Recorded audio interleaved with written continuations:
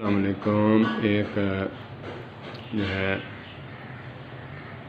کافر تھا ہندوستان میں، جج ایک کیس گیا مسلمانوں اور ہندوؤں کا کہ وہ زمین کے حوالہ سے تھا، زمین تھی اس پر مسجد بنا رہے تھے۔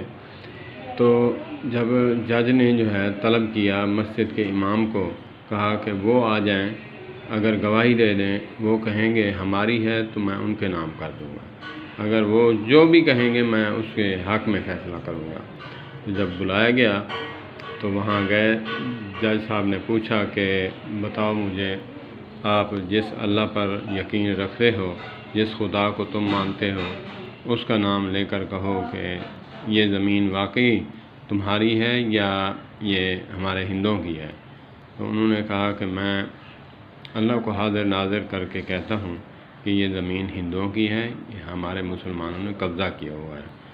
اور وہاں پتہ ہے کیا نعرہ لگا ہے؟ ہندو جج نے کہا کہ آج مسلمان ہار گئے، اسلام جیت گیا۔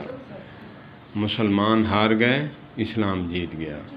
ہمیں ہمارے رویے ایسے ہونے چاہیے کہ کافر بھی ہماری گواہی دیں۔ آج تو ہم ایسے ہو گئے ہیں کہ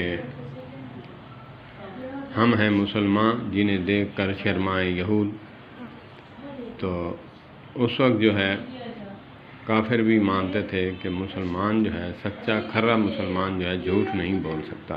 تو انہوں نے جو ہے مسلمانوں کے حق میں ان کی ایمانداری اور انصاف، عدل و انصاف دیکھ کر اس پر فیصلہ کر دیا کہ یہ جو ہے زمین آپ کے نام میں کرتا ہوں، آپ کی ایمانداری کے صدقے۔